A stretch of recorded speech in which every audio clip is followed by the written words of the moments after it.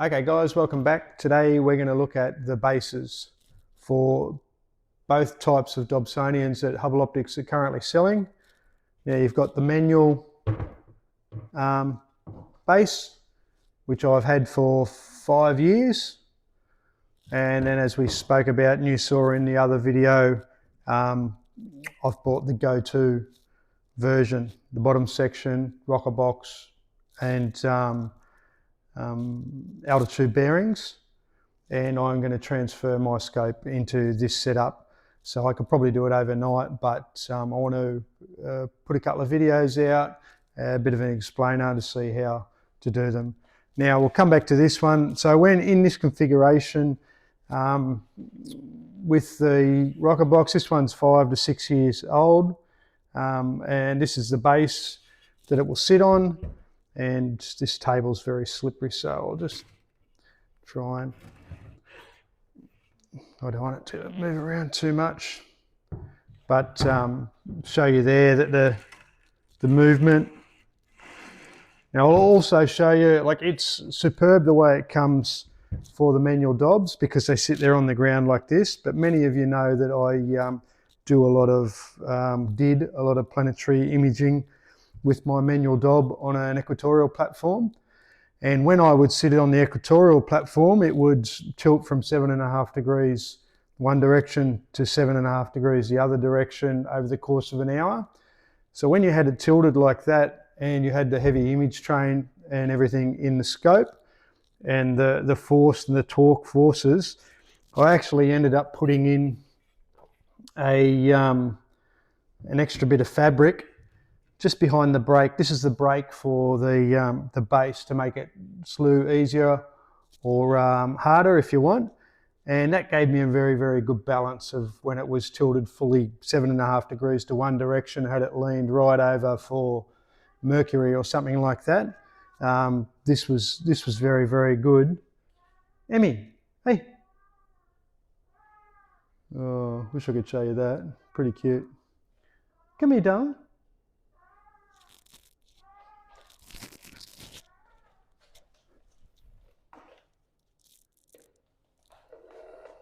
Emmy, Emmy. Good video. That's her carrying her little baby around. All right, hopefully that should be in the right spot. But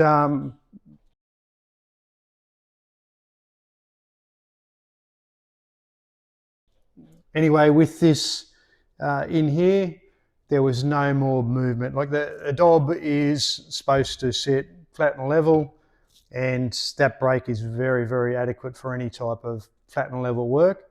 But when you start tipping it up like that and putting a heavy image train out the front of it, it was prone to, on some occasions, if I wasn't all over the brake fine balance, it would start to move out of the image would start, the target would start to move out of the field of view. And because I was at 8,000 millimeters of focal length, only a very small movement would have the image, the target move out of the view. So apart from that, as you can see, 6 years old, still spotless, still in really, really good condition. There's no like crappy bits of weld or anything like that that have failed, and it still works perfectly fine. So you can see there the feet, and I've been dragging that in and out of the garage and stuff like that, so they've got a little bit of wear and tear on them, but they've worn really, really well. So that's pretty much it for the manual one. Very, very simple. And as I said, when on the 16-inch Dob, I think the 16-inch Dob is 30 kilos fully assembled. I've got the unit over there. Actually, you would have seen it as I showed you, Emmy and her little baby. Righto, so this one is obviously heavier. And I would suggest to you that the whole 5 kilograms of weight difference between the GoTo scope and the manual scope is tied up here. This is all beautifully well, you know, nice, heavy, engineered. There's no movement. You may have seen on the 24 video, if you're a keen viewer of the channel, there is no movement between the bearings. In the bearings there, obviously they're seated, but this came fully assembled, and it's a very, very simple setup to get this from there to up and running. When I got the 24, mine wasn't fully completed. Now, I don't know if the 24s are like that, or because it's so much easier to put in a box and what have you when it's like this and transport it. And then there's no building. Maybe some testing has been done on this. I haven't spoken to Tong about whether the guys test this before it leaves, but it all looks really, really good. And to be fair, it's pretty much exactly the same as what my 24 looks like, only just a bit more confined.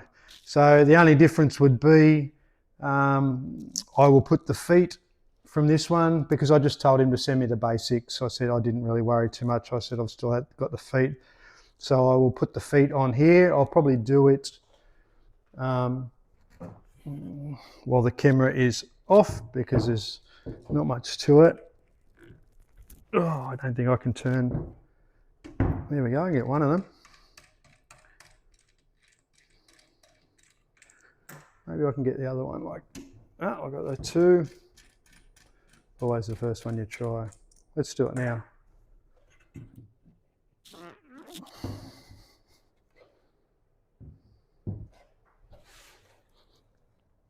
Oh. Jesus Christ. There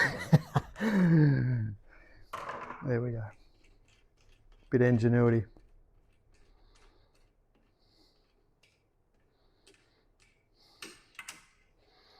All right, I'll spin.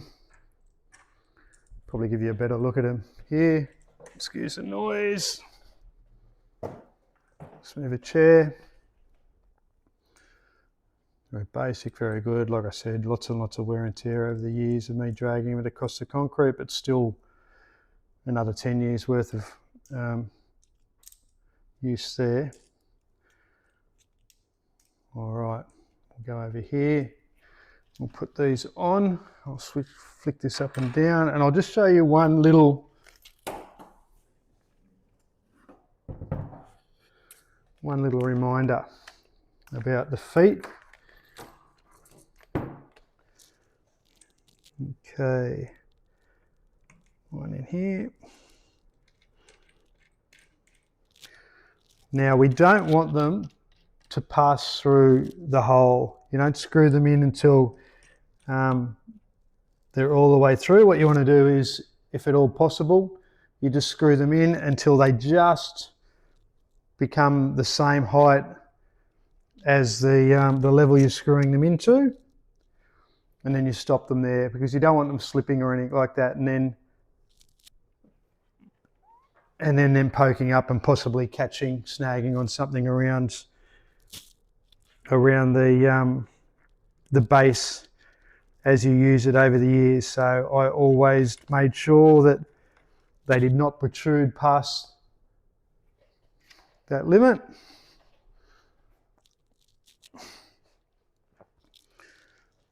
Whereas the last one is here.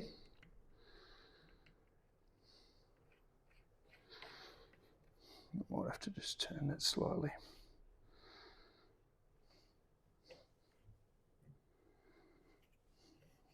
Can I feel that?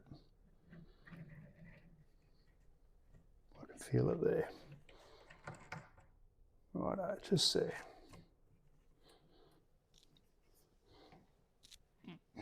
Okie doke. I will flick it over this way. I mean, I can give you a little look there. The motors, the gearing. Effectively what is a Lazy Susan that is belt driven, geared teeth, drive motor, gearbox in there as well.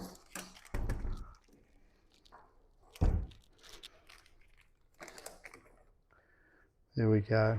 I'll get the camera over here after we've finished filming, just to get a close in look.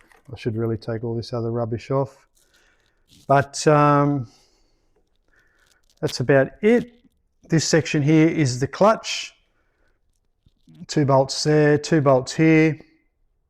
Undo these 2 bolts, unscrew this section, and it loosens up on this. This is solid on one side of the shaft, and this tightens up with a thread on this side, and both each end has a clutch, effectively, very grippy clutch. So you just tighten that up. So you can do that by hand. I've done that on the 24 and it's still been accurate by hand. I do like to get an Allen key, hex wrench, and I will do them up like that, and I'll tighten it into position. Sometimes I'll even put them in there and use that last little bit, like basically lock it into the bolt and then just torque it that little bit more to get it to be tight, just in case, because when you're out on the field you don't want it to become a problem. So what else have we got here? That's about it. A few moments later.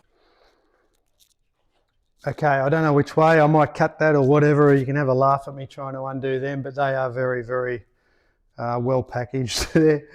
As you can see, these are the outer tube bearings with the gearing on them.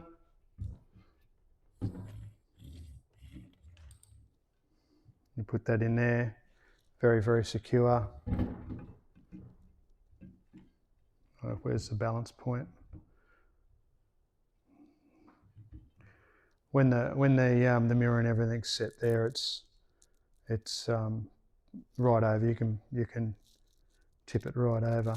But as you can see, there's no forward, back movement, anything like that, and it won't pull. So really, really good system. Works really well on the 24.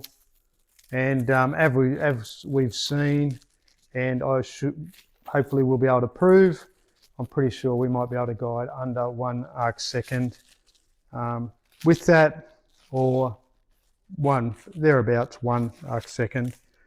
Under might be a bit of a thing, but